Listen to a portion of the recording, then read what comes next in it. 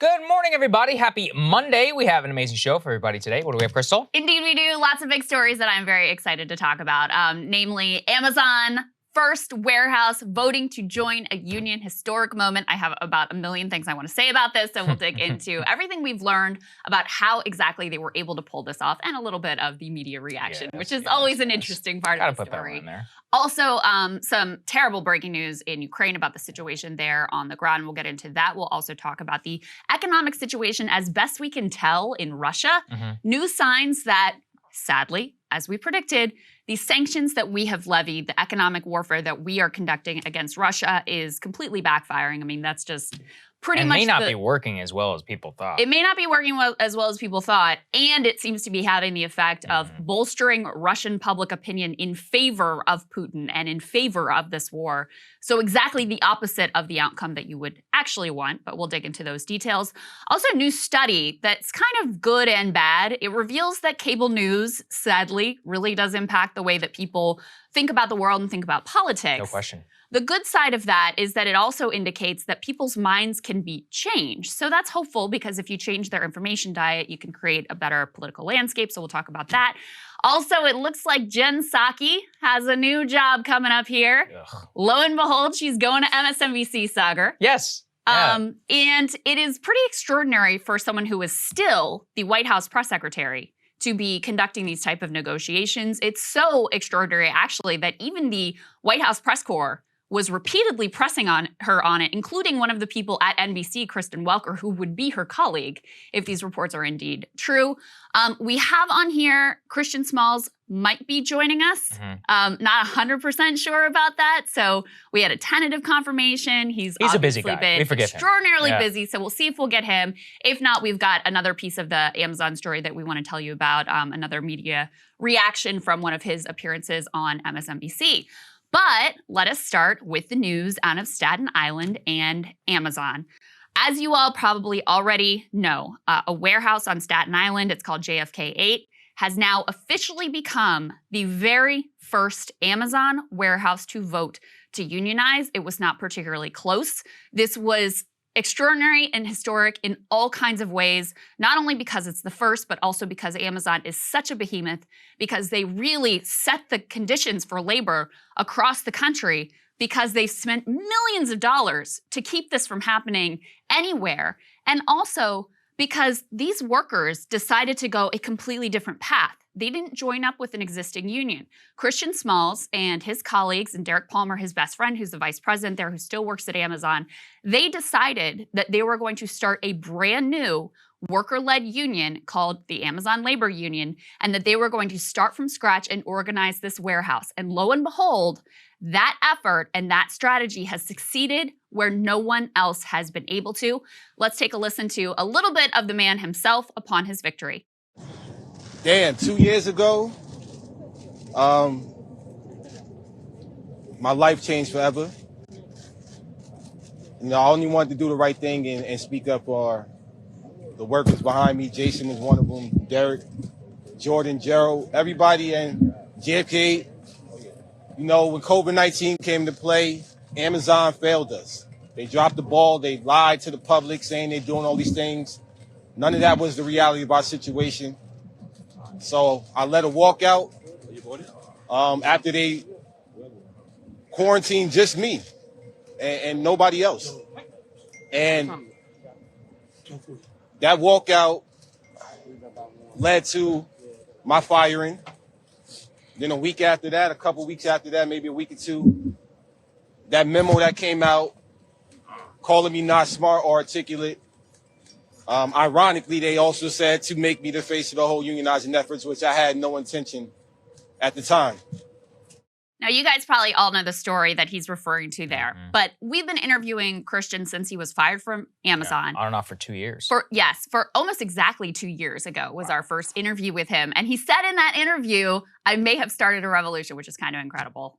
Clearly, that was exactly what was going on. But so he was very distressed over the lack of COVID safety procedures. He was witnessing his colleagues getting sick. They weren't getting any information. They didn't have adequate PPE within the warehouse.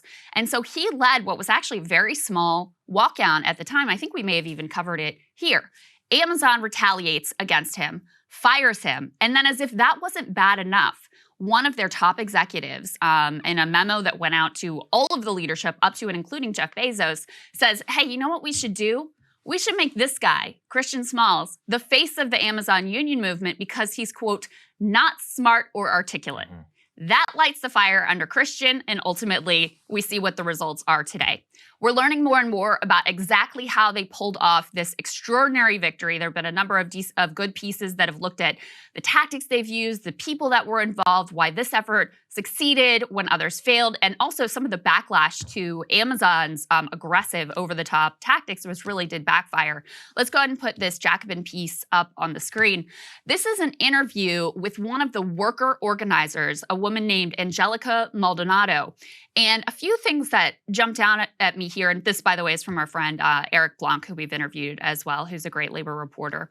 So a couple things that jumped out at me here is she talked a lot about how they went about bridging generational divides, racial divides, ethnic divides, language divides. You have a very diverse workforce that they had to be able to communicate with and be able to win over people's trust. She talks about the fact that the younger workers were easier to sway than the older workers. And, you know, that makes a lot of sense in terms of if you look at our political landscape, younger voters tend to be more in favor of unions, more on the left politically. Older voters tend to be, you know, more sort of on the right and have more traditional economic views. So that made sense. But she also talked about how they organized across racial lines. She said that was another thing, reaching out to the diverse races at JFK 8. For instance, a lot of our coworkers are African. During the campaign, I had an idea which ended up turning out great. My neighbor, she's also African and she caters. So I said, we've given out so much food. Why don't we give out food that targets the culture of the workers at Amazon? So one day I asked my neighbor to make us some African fried rice, and that really attracted a whole bunch of African workers towards us, and we gained a couple of new organizers off that. I would say having organizers of the same race was also crucial. I'm Hispanic, half Hispanic myself, but I don't speak Spanish, so it was easier for one of our organizers who speaks Spanish to speak to those Hispanic workers who had questions. Another thing she talks about, and this really jumped down at me, is, you know, part of what Amazon has used successfully in the past, Sagar, is this climate of fear. Yes. Where people feel like, I can't stand up to these people. I can't possibly join a union. I'm going to get fired. My life is going to be ruined. And so they took what they described as intentional calculated risks to demonstrate that they could stand up for themselves, that they shouldn't be afraid of Amazon. What she says is they would go into these union-busting captive audience meetings knowing they were going to get kicked out because they weren't invited.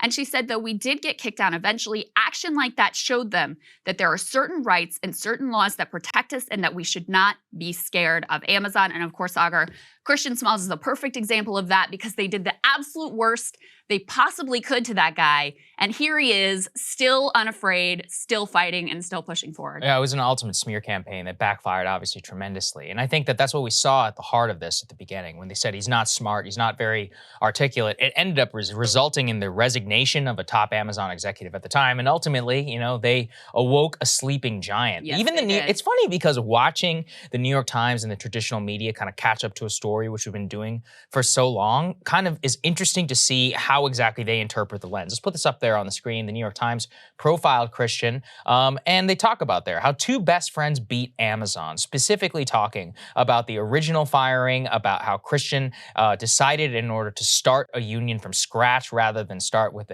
another established union, and how really, I mean, what he's accomplished is one of the most extraordinary feats in the history of the modern labor movement. I don't really is. think there is another way to describe it. We watched what happened in Bessemer, Alabama. We watched also the Teamsters unions. Many others told Christian he was making a huge mistake. I remember, I think we interviewed him here, 6 months ago, exactly on this. And he's like, well, a lot of people didn't want us to do this, but we decided to start it from scratch because we wanted it to be our own.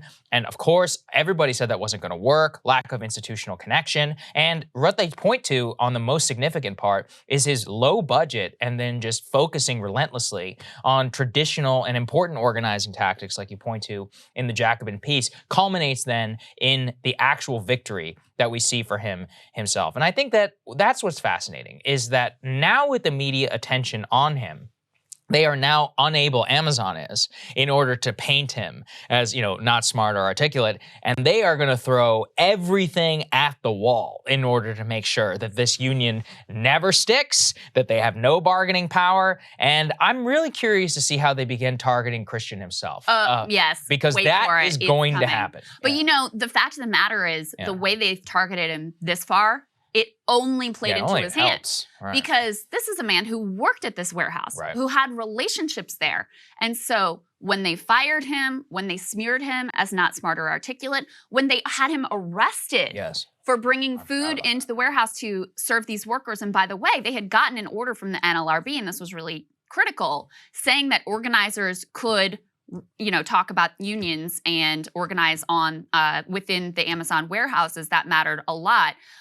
There's a few other things from this New York Times piece that are really interesting, which lays out not just the smart strategy of Christian and Derek Palmer and the other worker organizers, but also some of the big missteps that Amazon made. Because as Jody Cantor put it, the reporter on that story, while Amazon deployed an incident commander, the workers deployed baked ziti. So they were there, they were organizing at a bus stop that all the workers came to, that, funneling into and out of work. They were serving food. They were hyper local, hyper culturally competent with all the different diverse constituencies in this warehouse. And so when Amazon would say, oh, he's not smart or articulate, or get people arrested, this just made them look extremely heavy-handed and ultimately really backfired. Think about the odds here. Christian said that they spent about $120,000 overall in this effort. Let me tell you, that is peanuts compared to what normally goes into these things. He says, we started this with nothing, with 2 tables, 2 chairs, and a tent. Amazon spent more than $4.3 million just on anti-union consultants nationwide just last year. And that's just scratching the surface of how much they spent to try to destroy this. There was one other incident they say here that was a big Amazon mistake. Reportedly, one of their anti-union consultants called the labor organizers, who are mostly Black, thugs. And that also backfired and, and this has been reported to the NLRB too, made the workers feel like they were discriminatory against these organizers. All of this led to a situation where they quote a worker there, a woman named Kathleen LeJews, who's 41, who said she's not a big union fan, but she voted for the union to send a message to the company because she said, quote, the humanity at Amazon is gone. I think that says it all there, that they were able to win over even people who were skeptical because they were so relentlessly hyper-local and culturally competent and, friendly, warm faces, extremely hopeful, while Amazon is coming over the top with a gigantic hammer. There's one other thing I want to mention from this New York Times article, which is they mentioned in passing, Sagar, that there were some labor sympathizers who went to work at the warehouse just to try to help with this effort. And they quote one woman in particular, Ms. Medina, and it turns out she was the president of the Queens DSA chapter. So I want to know more about that, about how many DSA members went and took jobs at this warehouse and other places to try to be helpful in the organizing effort. Because even though the numbers, I'm sure, are relatively small, just having a few more people who, can do the communication and organize on breaks and all of that, that really makes a difference. Yeah, that's an interesting point. I do want to know more about that too, because now is the real question. Well, we have upcoming. How many votes do we have upcoming in Amazon in terms of the New York area? We have one more warehouse that is scheduled to vote. I think that voting starts April 23rd. Yes, so that is coming right now. So what the point here is how much of this was a one-off and how much of it can be scaled. And that's actually, that's the ultimate question whenever it comes to all of these things, which is that at this point it was a victory. Can it then be transported, kind of a unionization effort in a box, and then exported to different warehouses and sweep the country? Now, we saw that happen with Starbucks, and we know that it's happening quite well. Starbucks, though, has a very, very different workforce. We've talked about here a lot. Starbucks is a much more educated workforce. These are people who are disproportionately younger, probably also disproportionately a lot more liberal. And I don't mean that in terms of a disparaging way, just much more likely to probably have been actively involved in like a Bernie Sanders type campaign, where an Amazon worker is really going to run the gamut in terms of both political beliefs, socioeconomic, and possibly just politically disconnected, most likely to fall into into a non-voter category. So That's how do what you Christian talks about? Yeah. Because when you're working at 100%. Amazon, they just take over your whole damn life. Of course. I mean, Yeah. what are you supposed to do? We talk about this all the time. The people feel shame whenever they're like, I don't, they kind of say it under their breath, like, I know I'm supposed to care, but I don't care about politics. It's like, listen, you're trying to pay your bills. You're working paycheck to paycheck. Gas is $4.50 a gallon. Your rent is out of control, heating bills, and you're worried about your kids, medical expense, or they got pulled out of school. Who can blame you? You have way bigger problems. So unionizing that workforce and in a scalable way is going to be the single biggest obstacle. And also, I mean, this is probably a good segue to the next part of this, but it's not like Amazon is going to just let this happen. They are throwing everything they can at this. Absolutely. We have no idea what they're about to throw at us. Let's put this last piece for part one up on the screen, A4. This is a great profile actually before the vote. I want to give credit to the city for interviewing Christian Smalls and Derek Palmer before the vote happened here. And this piece gets into a lot of the generational approach here. Derek and Chris are both 33 years old, so they are young. I think that makes them young millennials, not Gen Z, right? And then, yeah, for sure. And then they're also organizing a lot of Zoomers using TikTok and, just being sort of like of that generation and really comfortable. And so that was a big part of the appeal. So there was a lot going on here. I mean, I think if you add it all together, they had a really smart approach. They went down to Bessemer, and what they took away was that the organizers who had come in felt like outsiders. And they said, we're going to do this a different way. We're going to be hyper local. We're going to be hyper, engaged with the Amazon work and really understand what their day-to-day is like. That clearly was a smart strategy. You had Amazon overreach. And, frankly, I don't know if Amazon took them that seriously, because a lot of the country, the media, certainly political class, didn't take them seriously at all. So, you have a national landscape also that is wildly different than it was just a short time ago, where there are lots of jobs, but the question is, are they good jobs? And so workers feel a little bit more empowered to take this kind of risk. And then it's no accident that the Starbucks movement and the Amazon movement starts in New York. New York is the state that has the largest union density. So you have a culture of unionization. Christian's mom and Angelica, the other organizer I mentioned, both of their moms were members of SEIU 1199. There you go. So they have, union membership in their blood. They understand what it's all about intuitively. You have that culture around you. And then you have, helpful members from DSA. Also, that's part of the culture there in that area. All of that coming together in kind of a perfect storm and pulling off what we all thought may well have been impossible. So it's an extraordinary story. Obviously, I'm extremely excited about it. I think it's fascinating to dig into all these facets. And before we move on to the next part, the other thing I want to say is they do have another vote coming up this month. And so if you guys are able to contribute to their solidarity fund, they did this with peanuts, but they're going to need some resources to keep the train going. Link is going to be down there in the description. Make sure you guys can help. All right, Sagar, what are you looking at? There's a war going on right now. Journalists have been killed in Ukraine. My own friend from my White House press days, Trey Yingst at Fox News, literally had his colleague killed during shelling in Kiev. Heroes are being detained in Russia for standing up to their government and for telling the truth. Burmese journalists, of course, are in prison. You probably have barely even heard of many of these instances or of actual journalists who are risking their lives in war zones. But what do you think the story in the US media is? It's not these heroes. Instead, Meet the Press, the flagship political program of NBC News, a household name identified with politics, chose instead to focus its time on, quote, online harassment that some journalists face. One of those people who was spotlighted is the Washington Post and formerly the New York Times' Taylor Lorenz. Let's watch the segment. Yeah, that's right, Chuck. And before this was all sort of anecdotal, but now we have hard data. I mean, this is one of the biggest issues facing female journalists right now. And an unprecedented study is giving us a closer look at just how some of those online attacks against female journalists are actually getting started and what it looks like for those who are on the receiving end. But a warning to our viewers, some of the language you hear in this report, it may be disturbing. Female reporters are often at the center of the bullseye. Journalist Taylor Lorenz is a columnist for the Washington Post and was targeted nearly 1 year ago in a segment on Fox News. She's at the very top of journalism's repulsive little food chain. Host Tucker Carlson mocking her after she called for an end to online harassment. Now she's at the center of a new study by NYU researchers, among the first to actually quantify online hate against female journalists. This is the moment that Carlson aired that segment. Yes, we see this really dramatic rise. Using large-scale data to measure online language, they tracked violent and threatening tweets directed at 2 female journalists after being targeted by 2 male media figures. Researchers found that attacks against Lorenz went up as much as 144% after just one Twitter thread. For another journalist, they went up 65%. Every single social tie, I had severe PTSD from this. I contemplated suicide. It got really bad.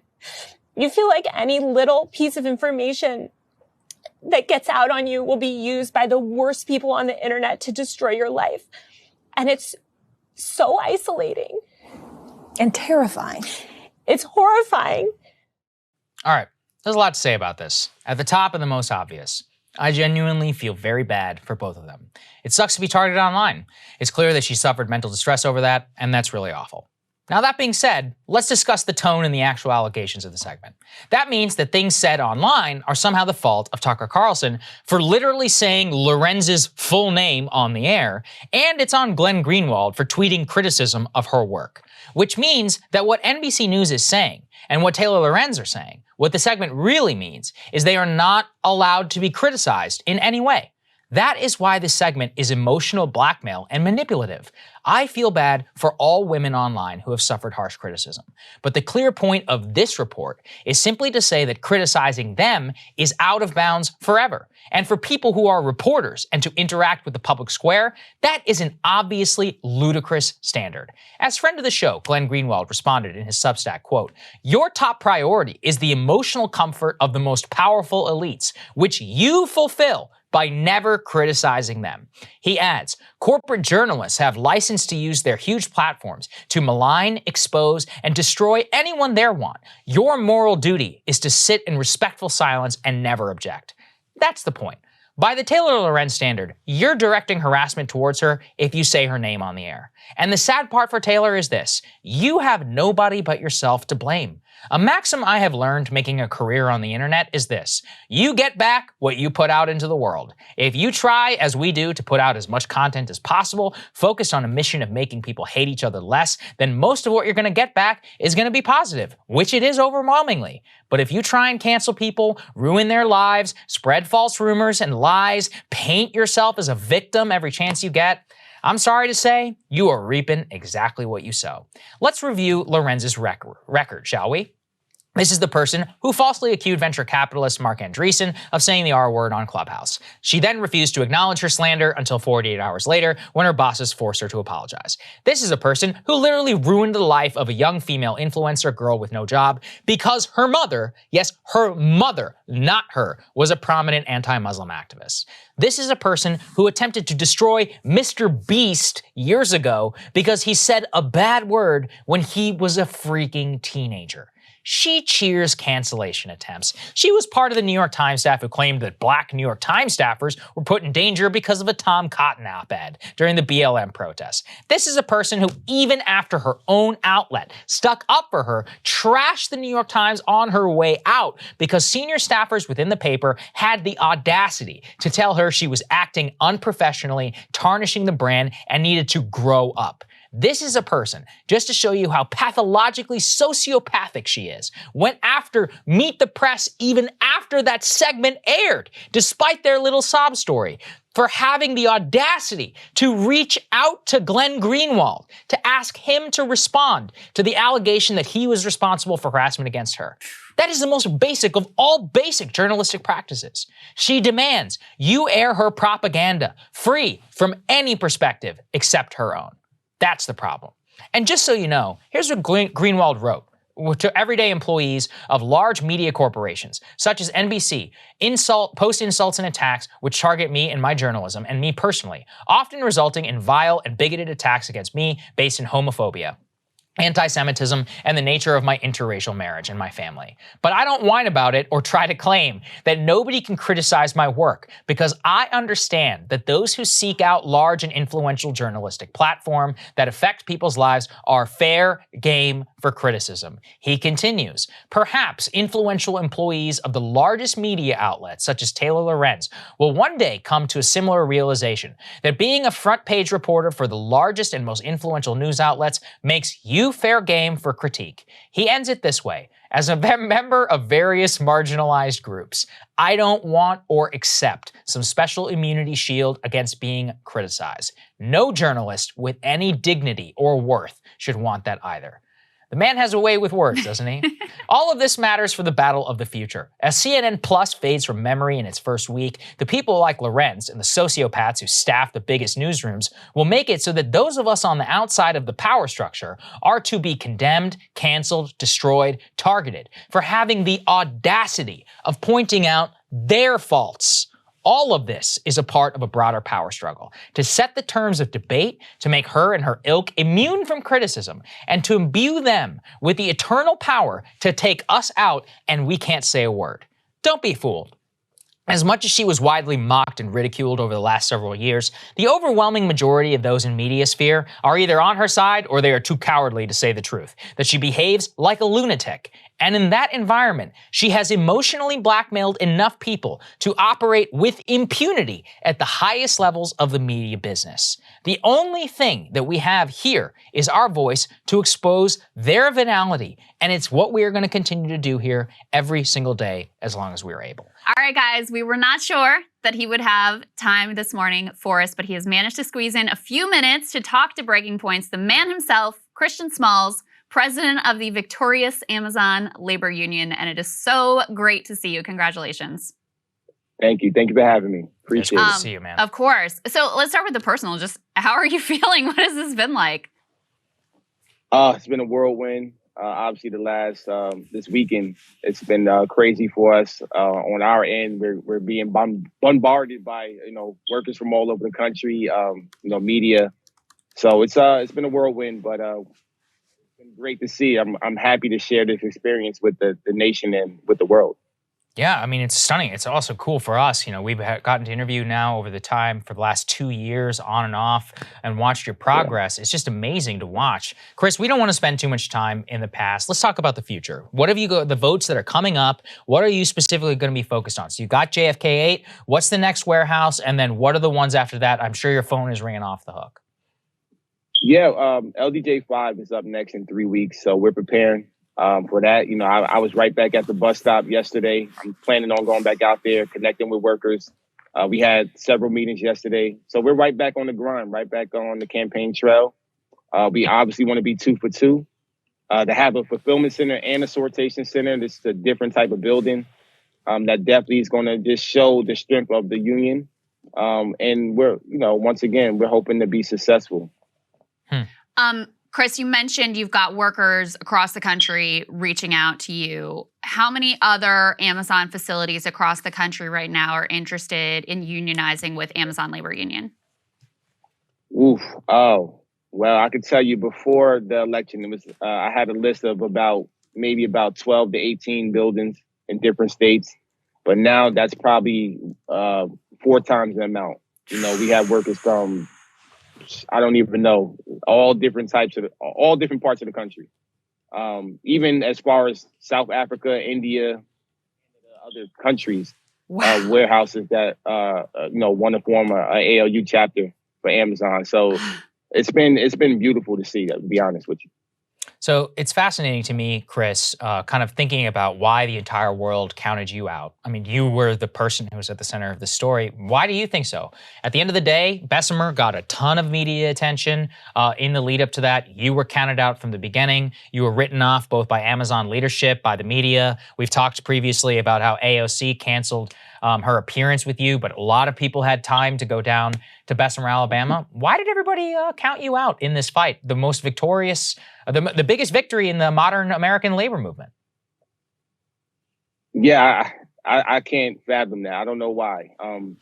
I just believe that it was just a lot of misinformation about me as a leader, about what we're doing with this union from the beginning. A lot of people didn't believe in us. They didn't believe that we were even going to make it to an election. Then they didn't believe that we were going to recover from the withdrawal. So a lot of people just abandoned us. And it doesn't make any sense that we all claim that we stand in solidarity with one another. We needed a lot of support in the beginning, and we got zero.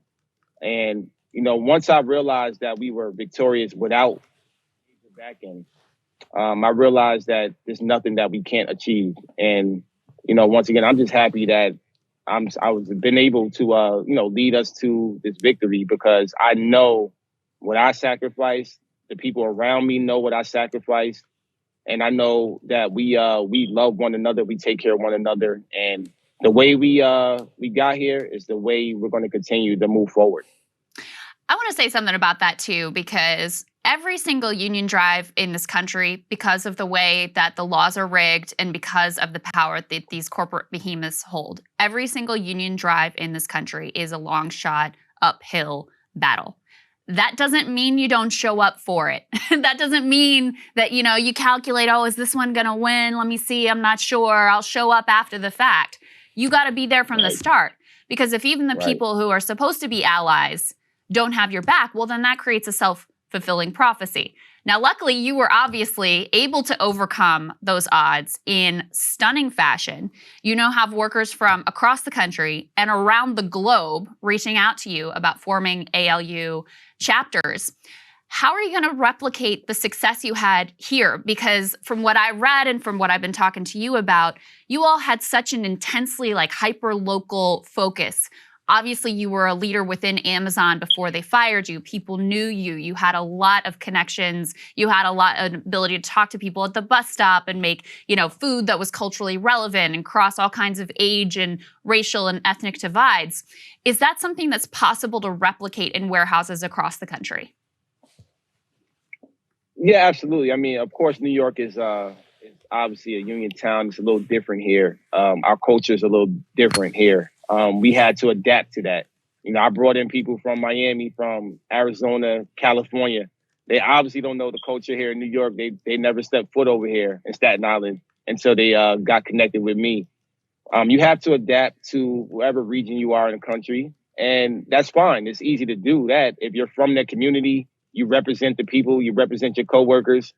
You can absolutely take some things from our campaign and use in your own campaign. And we encourage you to. We encourage you to reach out, and we'll help you get started. We always been that way. I've been on the picket lines for several different movements. People seen that, for the last 2 years. Doesn't matter what the cause is about. If you call me and I have the availability, I make myself available. Like you mentioned, I show up when it needs to be, when it's time for action. Everybody knows that. And that's what it's going to take. You have to realize that this is 21st century. This is not the 1930s. You can't beat these major corporations with traditional style unionizing. That's why for the last 28 years, no established union was able to achieve what we were able to do. Mm-hmm. Chris, what is Amazon going to throw at you now? We put up on the screen earlier in the show their response. They're basically sort of claiming that the election was rigged and that NLRB acted inappropriately. I have no idea what they're going to try to throw at you. They've already tried to smear you once and it backfired tremendously. So if I were them, I'd be a little bit leery of trying to do that again. What do you think that they're going to come with now? I just think they're going to continue the union bust, pour millions of dollars into stopping us with their lawyers and their union busters that they're hiring. Shoot, they already arrested me, so I don't know what else they want to do after that. Not only that, arrested me, they arrested my organizer, who was actually a worker, twice, and I don't know. We are prepared for whatever they throw at us. I know once again we're taking on $1 trillion company, and people are like, we're going to need help. But we have some cavalry that's starting to show up now, and now that the world is paying attention. Excuse me. We're going to have some help. We're going to have some legal representation coming in. We're going to have, some more negotiators coming in to help us with the contract. we're going to get everything we need. And I'm going to make sure that, everybody knows that I'm a fighter and I'm going to fight until the very end to make sure not only that we're just winning elections, but we deliver a contract. Yeah. And I think that's really important. And, to call out the people who weren't there from the beginning, it's not too late to show up, guys. You got another vote that is happening right, nearby. What is it, April 23rd that voting starts. You all still need, a lot of support and a lot of help here. Chris, just tell people who are watching how they can support the movement. Yes, please support us, help us volunteer, phone banking. Whatever we share our links to have volunteers sign up to phone bank if you're in the New York area. Even if you're not, you can do it remotely. Please donate if you can't help us volunteering on the ground. Please donate to our GoFundMe. It's on our website at amazonlaborunion.org, on our social media as well. So follow us, support us, and just pay attention to what we're doing because it's only day one for the ALU, and we're hoping that we're going to continue to spread like wildfire. We're excited to see your progress, Chris. We encourage everybody to go and donate. We're going to have a link down there in the description. Been behind you from the very beginning, and can't wait to see what you do next. Yeah, so we got your back. Absolutely. Yeah. It is truly incredible. And I just want to say, guys, there is no more worthy cause out there. If you truly care about working people, this isn't just even about Amazon workers across the country. Amazon sets the labor standards for workers in every industry in this nation. If we can change the game at Amazon, then literally anything is possible. So Christian's been out there with his coworkers doing this on his own, bootstrapping it. Now's the time to flood the zone with resources and make this a nationwide movement. Thank you. Congratulations. Wonderful to see you. See you, man. Absolutely. Thank you. Take care. Take care. Okay, guys, we have some big developments with regards to Starbucks. Now, as you all know, there is a union movement spreading across Starbucks like wildfire. We've already had a number of stores unionized. We have more than 100 that are set to vote, and this thing just continues to pick up steam. Apparently, the execs over at Starbucks are sort of freaking out because their attempts to union bust, not only did they fall flat, I think they completely backfired. They only made the case for a union that much stronger. So they kicked out the old CEO. They brought back Howard Schultz, who of course was the founder of Starbucks, and we'll get to in a moment, has a long history and lots of experience at union busting. And in his first town hall meeting, had some very revealing things to say about how he views the union effort. Let's take a listen. Now, here's where it gets a little sensitive because I've been coached a little bit, but I do want to talk about something pretty serious. We can't ignore what is happening in the country as it relates to companies throughout the country being assaulted in many ways by the threat of unionization. Assaulted by the threat of unionization. Let's just be clear. All a union means is that your workers have a voice and some power and a little bit of democratic say in what goes on in their workplace. Mm-hmm. That is not an assault. It's not an existential threat. Starbucks is doing just fine in terms of their profit margin. Howard Schultz is extraordinarily wealthy. This guy never has to worry. But they see this as an outright assault. And it also is particularly jarring for Starbucks with the type of language that they typically use about their baristas. And I don't remember if they call them like partners or whatever their sort of like languages around it. And they have on their website all this fuzzy language about uplift and how much they care about these people. But when it comes to, and they're happy to give them, they have better wages than some places in the food industry. They have better benefits than some places in the food industry. They're okay with doing that because it's like part of the way that they virtue signal in their brand. But when it comes to workers having an actual say and a little bit of power, absolutely not. They consider that a completely existential threat. And they're willing to go to some pretty extreme lengths in order to try to stop this union movement in its tracks. Here is the very first big move that Howard Schultz is making now, reinstated as CEO of Starbucks. He is scrapping, and this for them is a really big deal. This is a huge deal. Scrapping stock buybacks to, quote, invest more profit into our people. Let me read you a little bit from this piece. In a letter on Monday to employees, customers, investors, and others titled On the Future of Starbucks, Schultz announced the company would suspend stock buybacks immediately. It's his first act on his first day back in the top job, which he held twice before. He said stopping buybacks would allow Starbucks to, quote, invest more profit into our people in our stores, the only way to create long-term value for our stakeholders. And here's the more of the context. Starbucks spent $10 billion on buybacks in 2019, paused them at the start of the pandemic, but recently resumed the practice, spending $3.5 billion on buybacks in its most recent quarter, which ended in early January. In October, Starbucks said it would spend $20 billion on buybacks and dividends over the next 3 years, which is obviously an extraordinary giveaway to shareholders and investors. That's the way you should think about stock buybacks. And so they are so desperate to stop this union movement that they will even agree to keep, to stop giving away the whole store to the investors and the shareholders to try to signal to their workers that they're going to do better. The bottom line is, though, workers should not have to depend on the goodwill and largesse of billionaires in order to have a decent workplace. All they want is a little bit of say in what is their day-to-day life. That's it.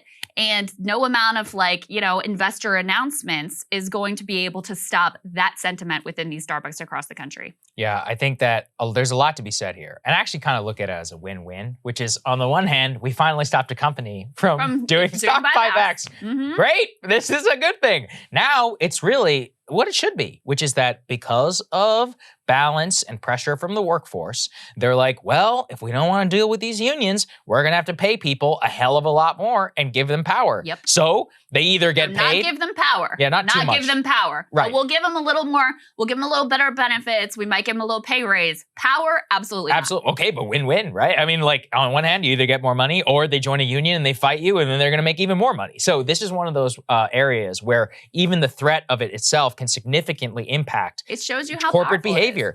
Amazon did the same thing. Exactly. They had to, after the Bessemer effort, which, the first time around really didn't even come close. But even just that first little threat of unionization, they totally tried to reframe how they were talking about workers. They said they want to be the best employer on the planet. They upped some of the benefits and some of the wages to try to, again, stem the tide.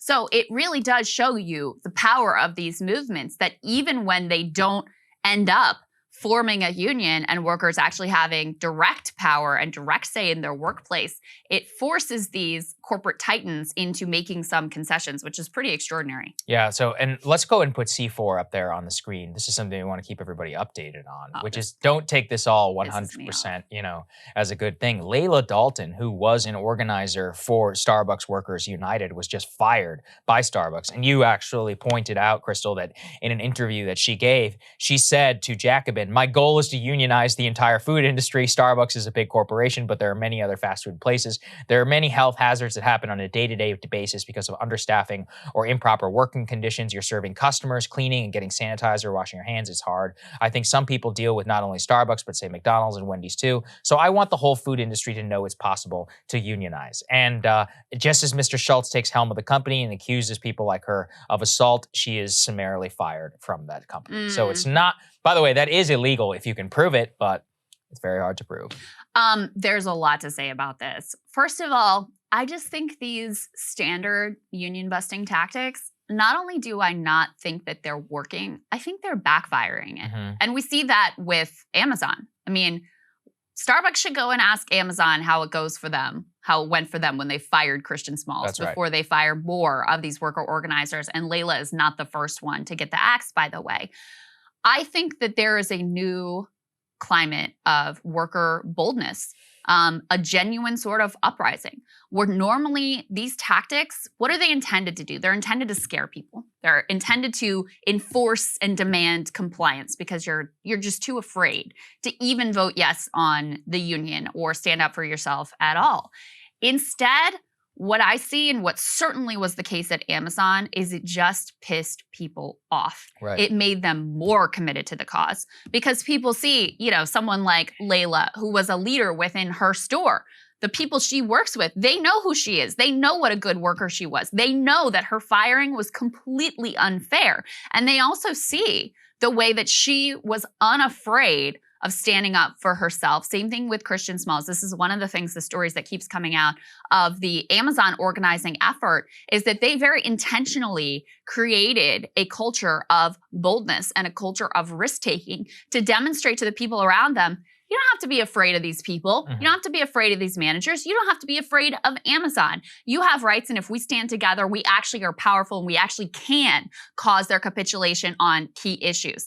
Because of the labor landscape as it exists today, where by and large, the problem isn't getting a job. The problem is getting a good job. That also creates a climate of boldness because workers feel like, all right, the worst you're going to do to me is you're going to fire me. Guess what? I can get another crappy low-wage job. Right. This one is not all that special right now. What they are in the fight for is to have some say and to have living wages, decent benefits at the workplace that they're at. Christian, actually, we played it yesterday, said something that was kind of revolutionary that I don't know if you guys caught it, but he said, we're not quitting our jobs anymore. We're going to unionize. That represents a sea change in how workers have viewed their employment and viewed the workforce. No, I'm not just leaving and getting another gig. You don't have that power over me anymore. I'm going to force you to make this job that I have right now into a good job. So I just have this sense, and we'll see what the impact here of Layla being fired is, but I just have this sense that these tactics, they are not working. They are completely backfiring. We saw it in Buffalo too. Remember, Howard Schultz came in and made that weird Holocaust analogy that everyone was like, what is this all about? They, flooded the zone with all these corporate executives and these captive audience meetings and every other tactic they could think of. And it didn't work. And not only did it not work, I really think that is part of why you have seen this take off in the way that it has. So listen, Layla, I really hope for the best for her. I know she has big ambitions. I hope she stays engaged in the labor movement.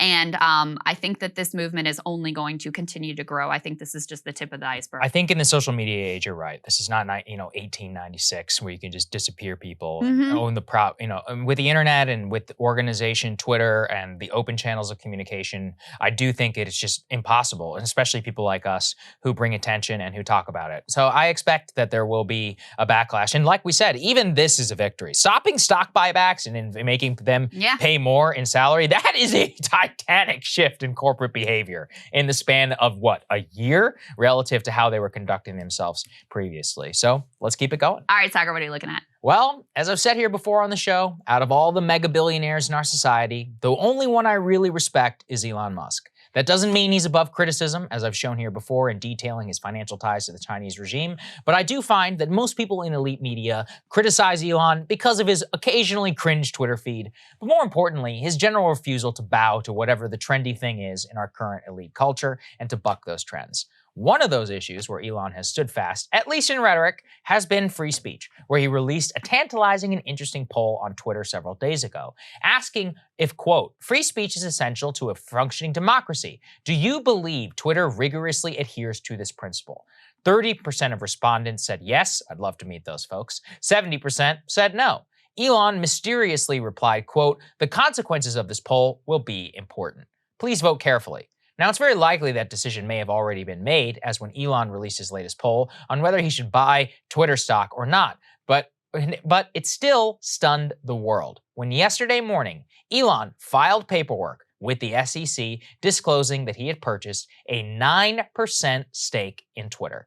The 9.2% stake Elon has acquired within Twitter makes him the largest single shareholder in the company, and it opens up all sorts of interesting possibilities. Just this morning, they announced he'll be joining the board of directors. And to put it in perspective, Elon now owns 4 times as much of Twitter as Twitter founder and former CEO Jack Dorsey, an absolutely astounding percentage of the company. Now, to be clear, it's a little bit wonky here. He does not own a more than 10% or known as an insider stake of the company, and he is disclosing instead a passive role. Still, he has a board seat, so it's important. Twitter's stock popped nearly 25% of the news that Elon had acquired it, but more interesting to me is how is this going to change things? You see, Twitter has been going through a very rough patch business-wise for some time. Jack Dorsey's departure, while spun as voluntary, was the result of immense pressure from outside investors who wanted Twitter to pursue more subscription products, and they wanted to get rid of Dorsey, who they saw as absentee and not very good at his job. As a result of this, Dorsey was forced out in a reorganization of the company and a reshuffling of the board, which is why they turned to well-liked Parag Agarwal as the new CEO. Parag, a former engineer, was tapped mostly because he didn't offend anybody and because the main demand from the new investors was that he continue product innovation at a faster pace. What they ignored was this: none of that is really that hard. And in tapping Agarwal, they elevated somebody to the position of CEO who is clearly not thought that hard about the way that Twitter influences discourse, especially amongst elites, and whether the First Amendment matters or not. As Agarwal himself said before he became the CEO, quote, "Our role is not to be bound by the First Amendment when it relates to censorship." Instead, he reiterated that making people feel safe was the priority. Classic activist nonsense. Exactly the wrong choice.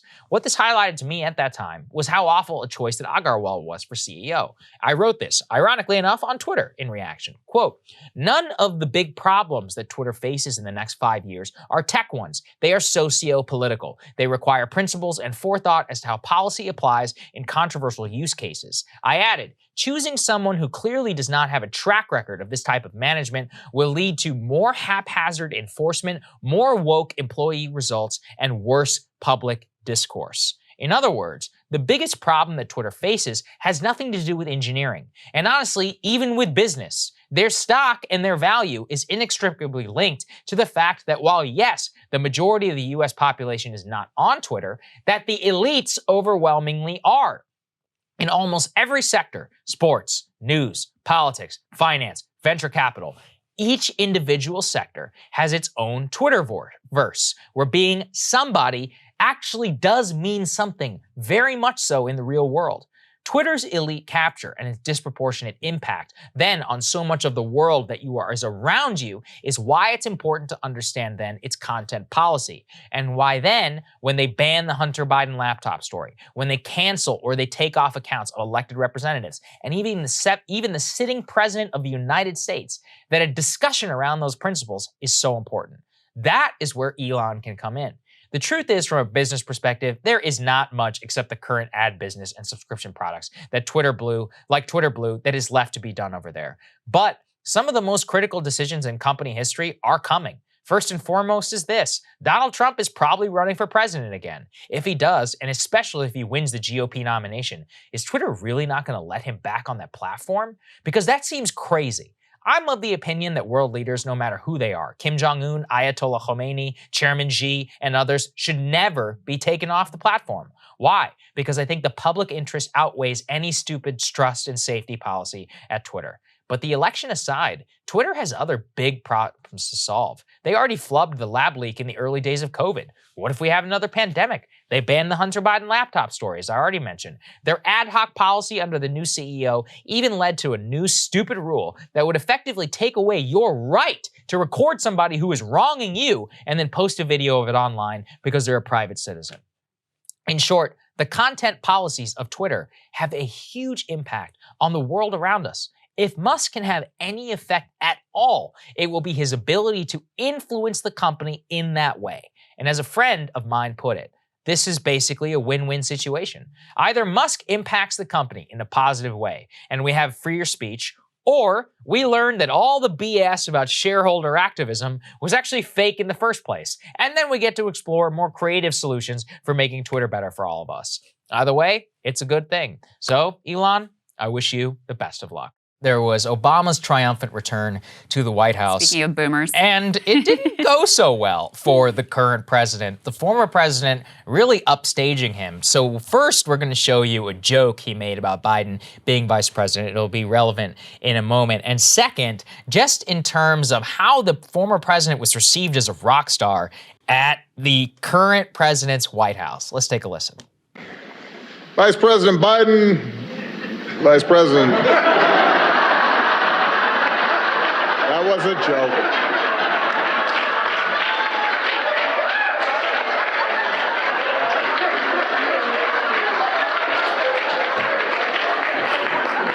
That was all set up.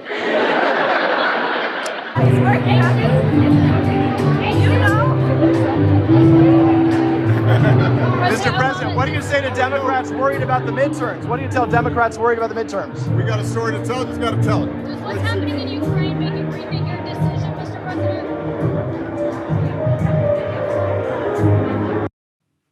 Go ahead and play the next clip, guys. This one shows President Obama being feted at the White House, while you can also see at the same time President Biden in the background basically being ignored the entire time.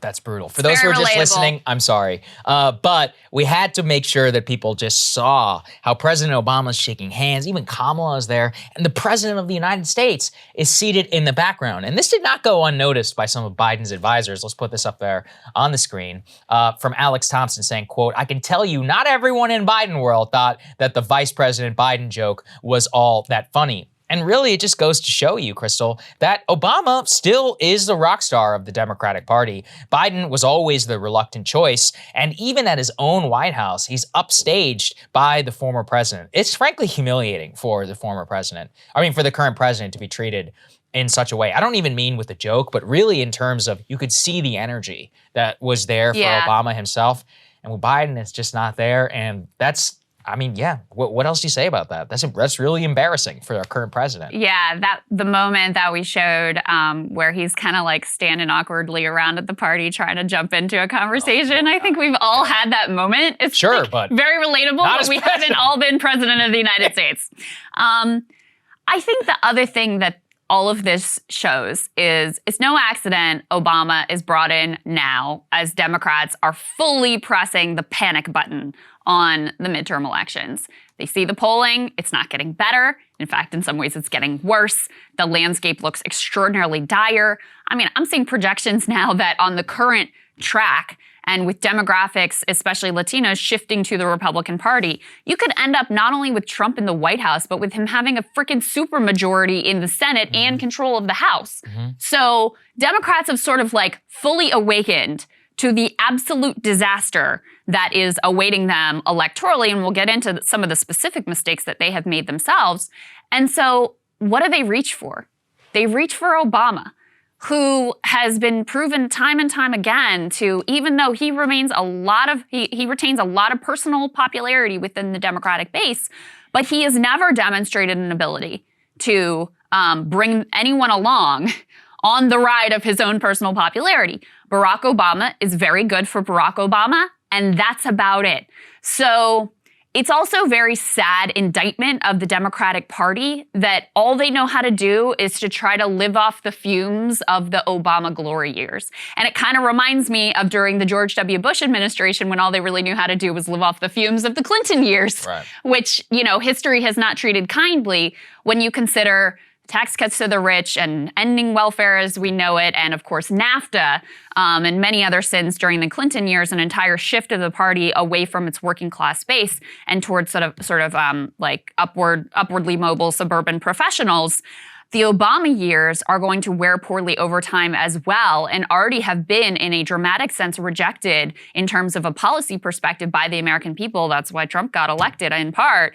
And yet this is all they know how to reach for, instead of actually trying to deliver material benefits to the American population that might, in the long run, inure to their political benefit. It's also very telling that this, excuse to bring him back to the White House, it was all about sort of shoring up his core legislative initiative, Obamacare, closing one of the convoluted loopholes that they left in there in order to try to appease this or that Republican talking point. And so even the fact that they're still leaning so heavily on Obamacare after all these years, a policy that is an improvement over what it was before, but has, major problems and effectively was a giveaway to the health insurance industry, is also very telling. So with regards to some of the own goals of the Democratic Party, there's some new polling that really puts a pretty fine point on it. Let's put this up on the screen.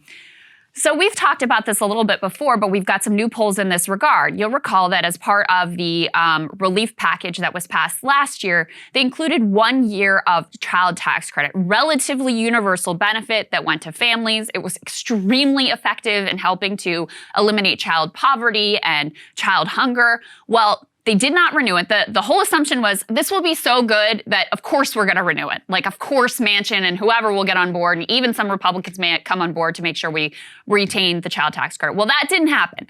So the benefit has dried up.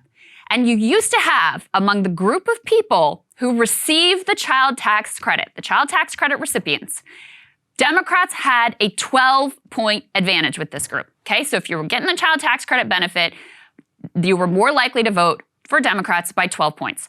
Now that that benefit has dried up, this very same group actually narrowly favors Republicans. So for all of the conversation about how culture war is everything and it's the only thing people care about, it's the only thing people vote on, that's just not true. It's just that neither party actually offers a material plan that voters might get on board with and not have yanked out from underneath of them after like a measly few months. We also talked about, with regards to Obamacare, another thing that they passed in that relief package was expanded subsidies to make Obamacare more affordable. These are subsidies that should have been there in the bill from the beginning, but they were worried about like, oh, they're going to say we're spending too much money, which of course they said that anyway, so it didn't even matter. So they didn't pass the subsidies to start with. They put them in for 1 year in this relief package because, again, they were worried about, oh, we can't put it in permanently because it'll cost too much money.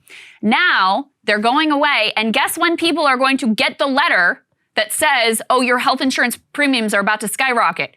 October, right before the November elections. And as I mentioned last time, the group, and it's the American Prospect who did the great reporting on this, the group that is most likely to see skyrocketing health insurance premiums because of all the weird quirks and means testing in this law, middle class, older Boomers. Americans, the very group that is most likely to vote.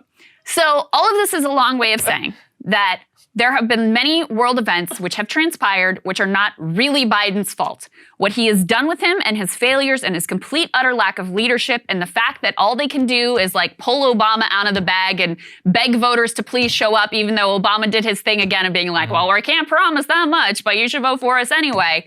That's all they got, and it's sad and it's pathetic. If all you got is to resurrect a law that you passed 13 years ago, right? There's a Be little like, bit of a remember problem. when we did something that was moderately okay sometimes for you? Right. We can not even do that anymore, but you should vote for us anyway. Actually think about where you were 13 years ago and then be like, wait, they still want me to remember that and then vote on that in the election? What are you doing? That's why we pulled that clip of me like, we got a story to tell. Just got to tell the story. What? What does that mean? As usual, he continues to keep this up. Vote for us because we're better than the other guy. How's that working out for you? The child tax credit polling is great. I mean, look, the other thing is, like you said with Biden, there's a lot of stuff that's out of control, but losing by 5 and losing by 12 is a totally different ballgame in terms of the Senate, in terms of the midterms, and more. As we saw many times throughout history, like there are still elements within Biden's control which he has flubbed, and you can't just blame it all. You know, asking Obama to bail you out, it's not going to work. Ask Hillary. Yeah, and as we began the block with, like, the comparison was not particularly favorable for Biden in the end here. So, a kind of sad statement on the Democratic Party. Joining us now, the man himself, Matt Taibbi of TK News, which you all should be subscribed to on Substack. Great to see you, my friend. Good to see you, man. Good to see you. Good to see you both. So let's go ahead and put this piece you wrote up on the screen, which I rather enjoyed, but I'm sure, as usual, got you in some hot water. This should not be a controversial take, but your headline here is, regime change doesn't work, you morons. How many examples of regime change blowing up in our faces do we really need before realizing it's a disastrous policy? Will we really try it with a nuclear-armed adversary? Matt, just give us a few examples for those who need like a little historical reminder of all of our attempts at regime change and how that exactly has gone. Well, obviously the two most recent ones were Iraq and Afghanistan, with Iraq being the signature program because actually in both of those cases we spent massive amounts of money. I mean, trillions of dollars and a lot of lives, and basically ended up worse off than we were before the operation started. But even before that, we have a lengthy history of trying to overturn foreign governments, install leaders. The most recent incarnation of this idea is that we're trying to install liberal democracies everywhere, but that wasn't always the case. Sometimes we were trying to install authoritarians who were more friendly to the United States, like in the case of the Shah. But the new fad is let's make countries everywhere liberal democracies, and that way we won't have any war or conflict. And it just hasn't worked because we can't. It's a naive belief that we can force other countries to adopt a system that they may not have any history with. Matt, what do you think that this impetus comes from? We were talking about this earlier in the show. I mean, how can you? I don't understand how you can live through Iraq, Libya, Syria, Afghanistan in the last 20 years and be like, you know what? This time, the fifth time, that's the charm. I'm being facetious, but it's a real thing. A lot of the people in our elite media actually believe this. Where does this come from? I have no idea, and I would add a lot of the countries in the former Soviet Union, because that's apropos to this discussion. I mean, part of the reason that I feel so hardened about this issue is that, I lived in Russia and in Uzbekistan and some other parts of the former Soviet Union during a time when we thought that it would be as simple as, well, let's give these countries stock markets, elections, and some other institutions, and they will instantly become American-friendly allies. And then before you know it, we're fixing elections so that they don't elect communists or other politicians that we don't like. I think there's a naivete about this, and I think there's also a lack of foresight about the number of things that can go wrong when you try to install a leader in a foreign country. People think that somehow that foreign populations won't react negatively to that, and they always do. Yeah, well, and even before we get to the conversation of whether or not it works, it's also illegal. So, on its face, even if you could be persuaded that, no, this time it really would work, we still shouldn't do it. You have this line in here that I think is really interesting. You talk about, I think this is Thomas Friedman who had the McDonald's theory, which is... The Golden Arches theory, yeah. Yes, when a country reaches a certain level of economic development, when it has a middle class big enough to support a McDonald's, it becomes a McDonald's country, and people in McDonald's countries don't like to fight wars. They like to wait in line for burgers. Now, I have seen a lot of sort of triumphalism from neoliberals who are basically like, see, our worldview is validated by what's happening in the world right now. And I just see it as complete opposite. I mean, in a lot of ways, we were instrumental in architecting the Russian regime that exists today. And so for me, the events that are unfolding are a thorough indictment of that view of the world.